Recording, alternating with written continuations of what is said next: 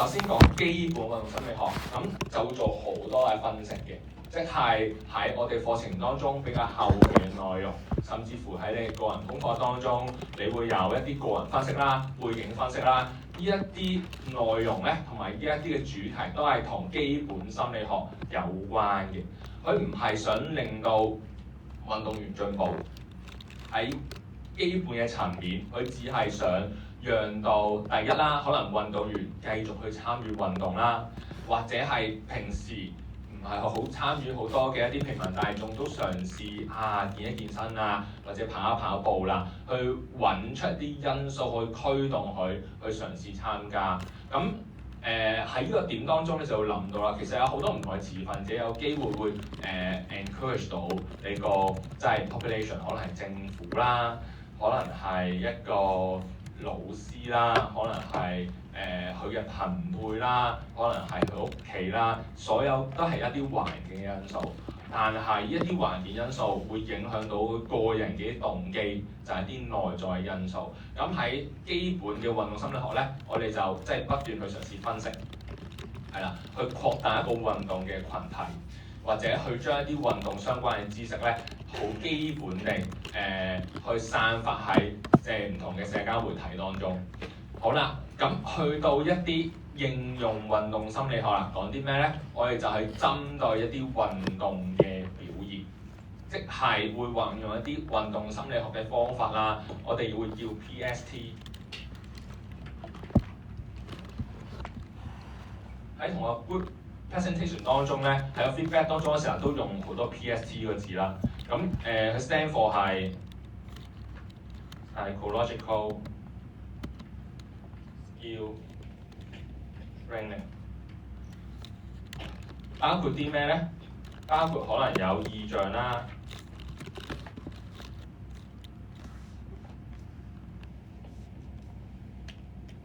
，goal setting 啦，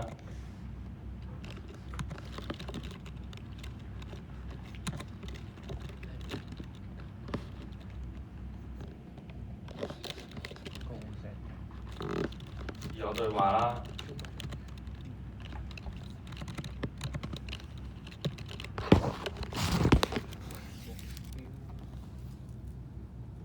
等等嘅，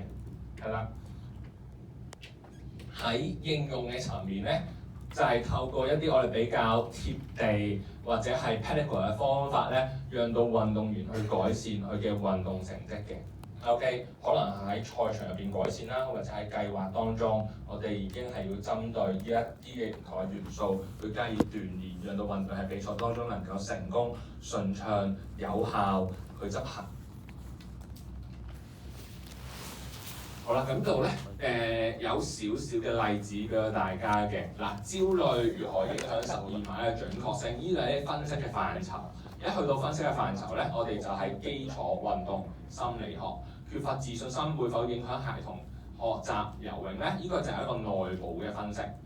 內部嘅分析都係一個基礎運動心理學。教練嘅獎勵或懲罰如何影響團隊凝聚力咧？教練嘅獎勵同埋懲罰係一個外在嘅一個因素。環境因素去影響到嗰個團隊去執行，即係影響到成員嘅動機，呢個都係一個環境影響內在因素嘅一個例子。係啦，咁所以喺呢個部分嗰5個唔同嘅點點咧，全部都屬於基礎運動心理學。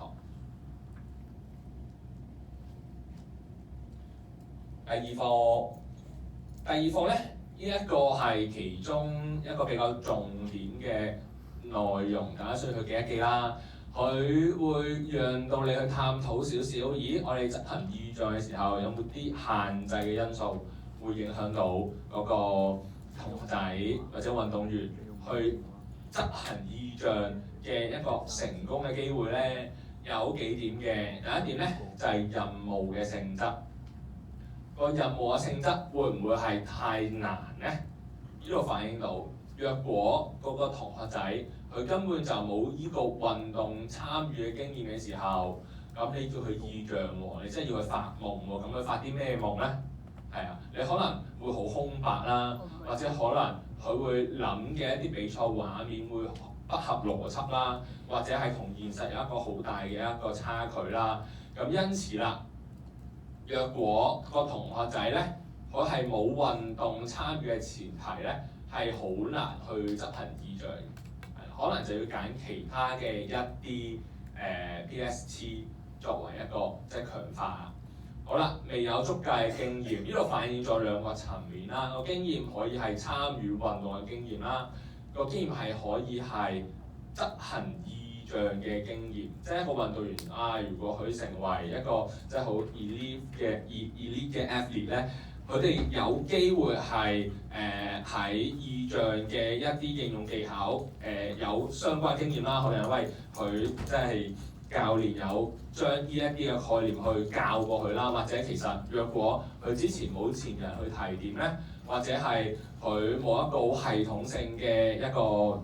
即係教學指導咧，佢有機會去喪失呢方面嘅一啲心理嘅一啲經驗。咁所以咧水平某程度上其實唔係等於佢心理學技巧執行嘅一啲成功同埋唔成功。咁所以要睇佢本身喺成長嘅過程入邊，有冇涉獵到呢方面嘅一個概念啦。如果冇嘅話咧，相對咧佢完全冇畫面咧，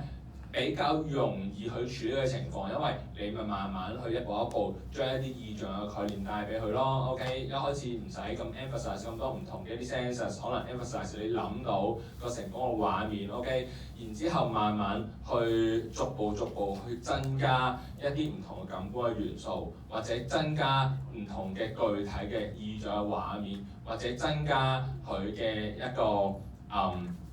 即係 arousal 嘅情況，咁啊讓到佢意象嘅成功咧嘅機會慢慢去增加啦。好啦，第三，沒有圖畫咧，呢個沒有圖畫其實某程度上有兩個概念啦，都係第一個概念就係佢個比賽經驗啦，第二個概念就係其實佢根本就冇一個好系統嘅一個意象嘅一個規劃同埋定立，咁所以好似一個比賽訓練咁樣，或者一個戰術嘅執行。你一定係喺一個訓練嘅期間咧，有充分嘅準備，意象或者所有嘅 PST 都係你喺比賽當中，你先第一次執行呢方面嘅技巧嘅話咧，咁對唔住啦，你就相對地你可能會有好大嘅困難會出現咗，或者唔有效，係啦。咁因此喺個訓練期間，若果啲同學仔都能夠喺教練嘅指導底下去執行一啲意象嘅一啲應用嘅話咧，咁喺比賽相對嚟講咧，就會減少出現呢兩樣嘅情況啦。一條問題就係問大家有啲乜嘢會影響到意象嘅執行，就大家唔使去分享嗰個解決辦法嘅。好啦，技術當中嘅認知元素，呢個咧就同個任務嘅性質咧，其實都係有少少類似。點解咁講咧？因為你係運動。有好多唔同嘅種類，有一啲咧就係環境所主導多少少嘅，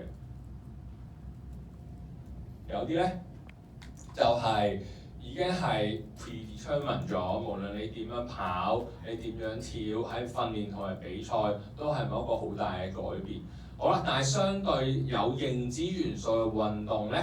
例如一啲 team sports base 嘅一啲運動，喺執行上邊會相對嚟困難，原因就係你喺賽前可能你諗到嘅畫面喺真實比賽係完全冇出現過，因為你喺真實比賽所出現任何情景咧，都係根據對手啦、根據球員啦、根據當時嘅情況而定。咁所以若果你要好具體去諗到一啲譬如戰術嘅層面嘅話咧，你喺呢方面其實你係要有好多譬如戰術方面嘅一啲涉獵啦，或者係你個球隊當中其實都有好多呢方面嘅練習，咁令到你認知嘅層面，原來咧即係個波喺我面前喺特定嘅區域，我就要諗到要點樣做啦。但係你諗到話一件事啦，喺真實比賽當中其實都有機會出現一啲唔確定嘅情況，或者冇可能100% 會反映到你喺心入邊所想嘅一啲環節。但係唔同，若果你係一啲個人運動為主嘅，好似啱所講 predetermine 嘅一啲運動，其實你由一開始點樣去踏步跑，左腳踏先，右腳踏先，或者左手錯先，右手錯先，喺邊一個距離準備起跳 ，OK 個跳嘅姿勢係點樣咧？身體要傾前，你嘅手要點樣舉高，你點樣落地？其實某程度上喺訓練同比賽都唔會有好大嘅改變。咁所以你喺呢啲運動當中，你想到唔同嘅細節咧，你喺比賽更加容易去執行到。OK， 比賽當中比較需要計劃及思考，好似團隊運動咁樣，你就需要好多嘅意象。OK， 或者係嗰種意象，你唔可以包羅萬有啦，或者你係要根據一啲比較重點嘅內容嚟加強。呢度就反映咗意象其實可以改善你嘅一啲自信心啦，或者改善你喺戰術或者喺比賽當中嘅運用。好，第三啦，就係有機會係你個時間嘅長度唔太夠 ，OK， 或者可能好簡單，你用1分鐘就完結，或者你好長嘅10分20分鐘未完成，咁就好影響你嘅集中度啦，或者影響你嘅喺一開始你都未去區別到自己個心情，未區別到自己嗰個情緒穩定情況底下就闖出去做咗個意象嘅話咧，咁你意象都係未咁快能夠去入到你腦當中。因此先冷靜個人 ，OK， 去調整好個環境。個環境唔一定要係靜嘅，好睇你個人本身做意象嘅習慣，或者你做意象本身你希望係咩環境上面執行。喺嘈嘅環境做意象都可以成功。好啦，第3課重點啊 ，SMART Goal。好啦，SMART Goal 喺呢一張 slide 咧就俾咗好多唔同嘅一啲即係category 同埋例子俾大家啦。嗱，明確意思就係你好具體，你係要改善嗰樣嘢。OK， 好似之前我俾個例子大家。若果你想改善你自己嘅一啲身體情況，譬如可能我想定個目標就要令自己更加健康，咁呢個未必係一個好明確同埋好具體嘅方法，因為你要改善你自己健康有好多唔同嘅一啲元素嘅行動你可以做，你可以係早啲瞓覺，早啲起身，你可以係每日落街跑30分鐘步。OK， 你可以係食少啲煎炸嘢，飲少啲糖水 ，OK， 或者係減少睇電話嘅時間咁樣，即係有好多唔同嘅方法去達至你呢個目的。咁究竟你係透過咩方法咧？你夠唔夠明確咧？呢個係 SMART 其中一個元素啦。咁第二啦，你個目標係咪可以測量到咧？係咪具體同埋一個量化嘅情況咧？好似啱啱所講，想自己更加健康，咁更加係點樣測量咧？呢一個咧，你係需要去提供一啲測量嘅工具去幫到你，即係譬如可能你想自己個脂肪嘅比例少啲，你咪用 BIA 咯，係咪？生物電阻分析，我冇記錯係嘛？即係有一部類似係磅重機嘅一個東西啦，你企落去，你揸住兩個手臂，你就好快可以測出你嗰個脂肪嘅比例。咁咪好量化咯，同埋如果你每日都係用個工具喺嗰個時間測量嘅話，佢咪能夠有代表性咯。第三啦，能夠達到啦 ，OK， 例如就係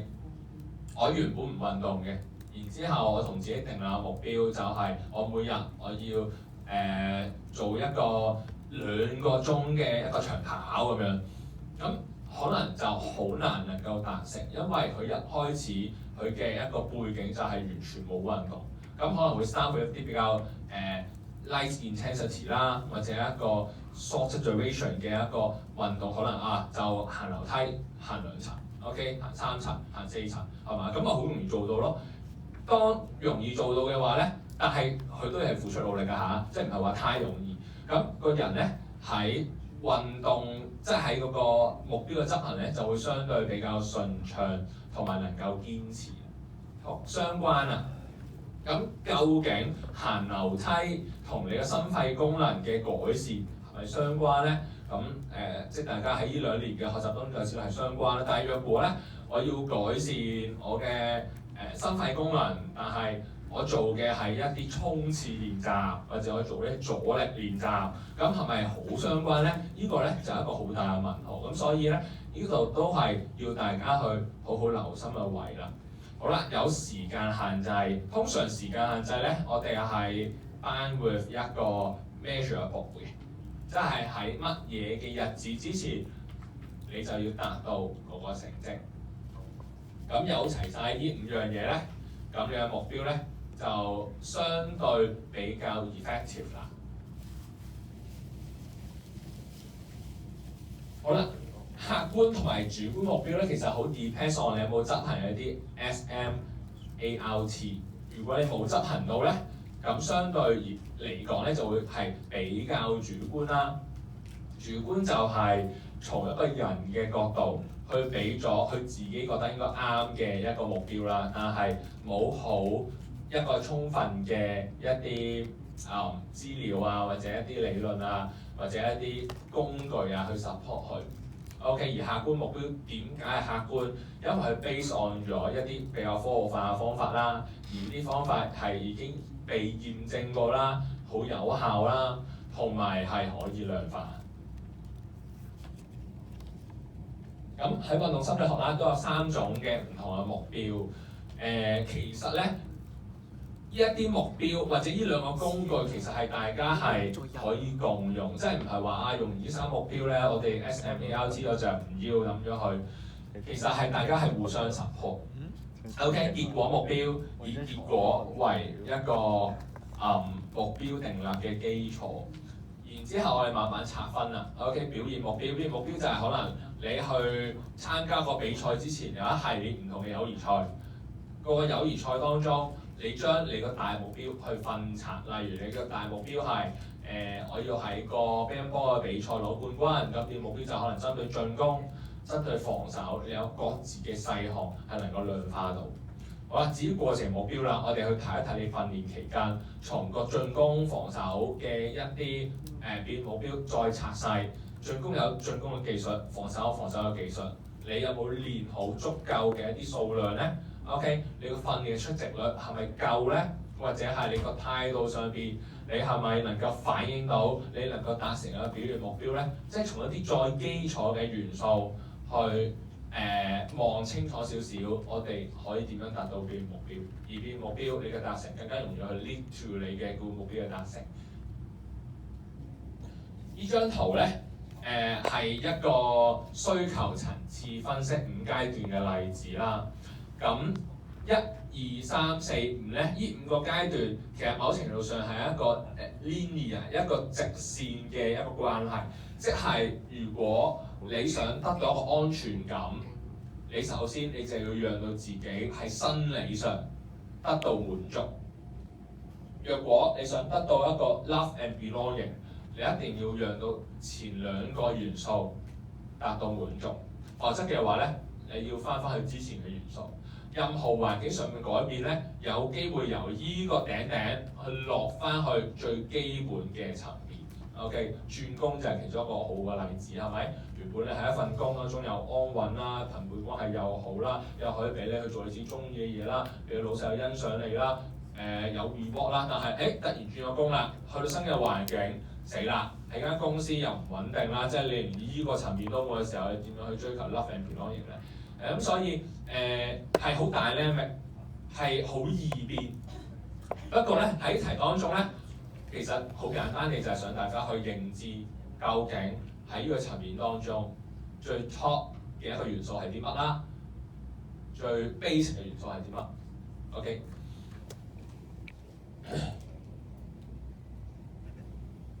第4課去到呢度，大家有冇一啲問題想問啊？